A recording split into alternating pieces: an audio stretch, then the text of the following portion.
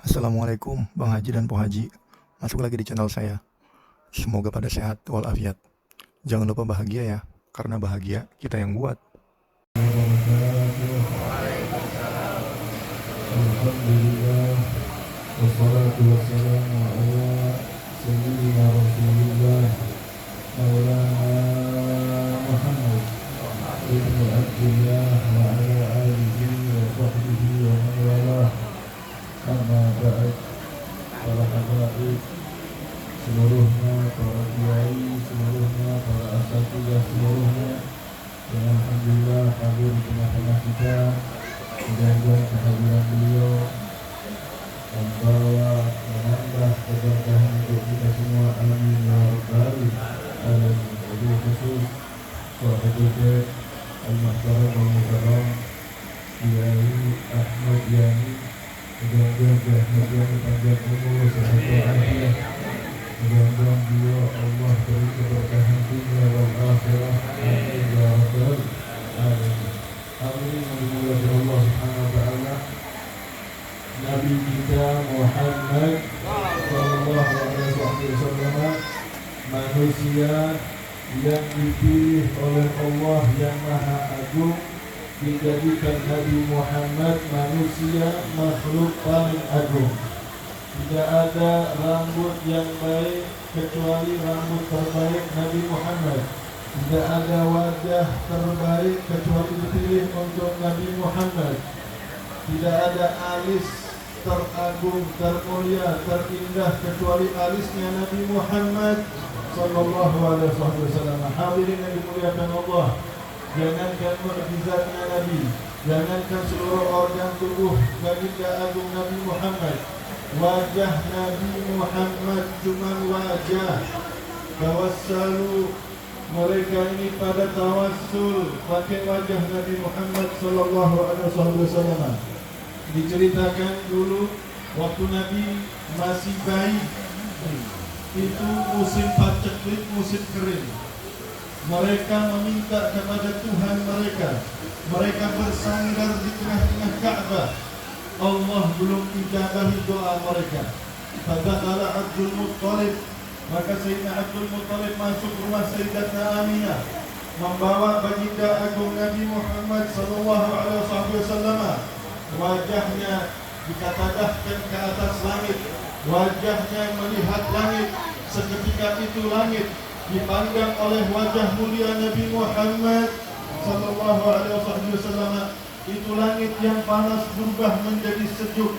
Tadinya tidak awan kumpul. Begitu Nabi Muhammad dimasukkan ke rumah, langsung turun hujan. Sallu ala Nabi Muhammad. Wajah Nabi Muhammad, hadirin yang dimuliakan Allah, dulu semua para nabi, min Adam alaihissalam ila Isa wa ila Nabiina Muhammad sallallahu alaihi wasallam. Semenjak dari mulai Nabi Adam sampai turun Nabi Isa sampai kepada Nabi Muhammad, kiblatnya tidak pernah menghadap ke Ka'bah Baitul Mukarram atau Makkahul Mukarramah. Itu dulu kiblat orang sholat Baitul Maqdis.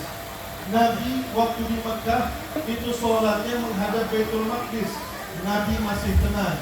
Sebab kenapa? Sebab Nabi kalau menghadap Baitul Maqdis, jasmaninya masih menghadap Ka'bah. Ketika Nabi hijrah ke kota Madinah, Nabi kalau menghadap Baitul Maqdis, ngebelakangin Ka'bah. Hati Nabi gak tenang, hati Nabi kurang senang. Tapi kalau minta sama Allah gak berani. Kenapa? Karena Baitul Maqdis qiblatul anbiya. Baitul Maqdis qiblatnya para nabi. Semua nabi qiblatnya Baitul Maqdis. Mudah-mudahan Allah Subhanahu wa taala beri pertolongan dan kemenangan di jalur Gaza dan sekitarnya. Amin. Nabi muliakan Allah Subhanahu wa taala. Nabi kalau malam hari suka keluar rumah, lihat ke atas langit. Tiap malam begitu. Sebulan, 2 bulan, 3 bulan. Gak lama kemudian Allah Subhanahu wa taala melihat wajahnya Nabi sering melihat ke langit, maka Allah Subhanahu wa taala berfirman, wa qad nara taqalluba wajhika fis sama falanwalliyannaka qiblatan tardaha. Wahai Nabi Muhammad, kami Allah Subhanahu wa taala yang tidak memiliki tempat, dan juga para malaikat-malaikat Allah, penduduk-penduduk langit, melihat wajahmu yang selalu diketadahkan ke atas langit. Engkau ingin punya kiblat yang kau ridhoi, maka sekarang juga kami akan beri engkau kiblat yang engkau ridhoi, kiblat yang engkau senangi, kiblat yang hatimu senang, kiblat yang hatimu bahagia. Maka Allah Subhanahu wa taala memerintahkan Nabi Muhammad sallallahu alaihi wasallam dan para sahabat untuk menghadap kiblatnya ke Ka'bah. Makanya ada masjid namanya Qiblatain. Itu masjid dua kiblat. Yang belum pernah haji, mudah-mudahan bisa berangkat haji dan sholat di masjid Qiblatain. Yang belum pernah umrah, mudah-mudahan bisa umrah dan sholat di masjid Qiblatain. Amin yang dimuliakan Allah Subhanahu wa taala. Wajah Nabi itu mengandung keagungan yang luar biasa. Sekarang kita tahu Nabi Muhammad SAW wajahnya agung, tindak tanduknya agung, tingkah lakunya agung, sabdanya agung, ajarannya juga agung. Hadis Nabi yang pendek-pendek aja, kalau saya panjang-panjang. Kata Nabi SAW, min husni islami mar'i tarkuhu ma la ya'ni. Sebaik-baiknya orang Islam, atau kalau orang Muslim pengen hidupnya baik, matinya baik, sosialnya baik, jangan suka ngurusin urusan orang. Orang kalau suka ngurusin orang, biasanya suatu saat dia bakal jadi korban. Orang kalau suka ngurusin urusan orang, biasanya nggak disenengin sama orang. Hadirin yang dimuliakan Allah Subhanahu wa taala, bersyukur. Ada satu cerita waktu di jalan, anak ingat dulu di daerah Kembangan ada orang kaya namanya Haji Sulaiman. Barangkali yang tua-tua di sini ada yang kenal. Namanya siapa? Haji Sulaiman. Ini sejarah Kembangan yang diceritain. Itu kejadian pada tahun 1873. Belum lahir belum? Belum. Alhamdulillah juga belum lahir. 1873 di wilayah Kembangan sini ada orang namanya Haji Sulaiman. Kayanya luar biasa. Rumahnya 5 hektar. Itu rumah pekarangannya 5 hektar. Suka piara-piaraan. Ayam dia punya, cemani dia punya, bebek dia punya, sowan dia punya, kambing dia punya, sapi dia punya, kuda dia juga punya. Saking senangnya sama kuda, akhirnya Haji Sulaiman beli kuda dari Australia. Kalau dilupain sekarang, harganya 5 miliar. Kira-kira tuh kuda murah atau murah? 5 miliar harusnya dimuliakan Allah. Haji Sulaiman kalau habis sholat, turun dari masjid, itu habis duha dia turun, di depan rumah, di samping rumah dia duduk. Ngeteh, suka ngeteh tanpa gula. Terus singkong atau ubi rebus sambil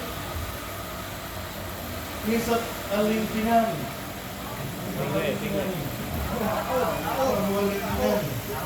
Alingkinani huwa al-fakiru baru alaihi terbakau wal jikahu wal kemenyan cuma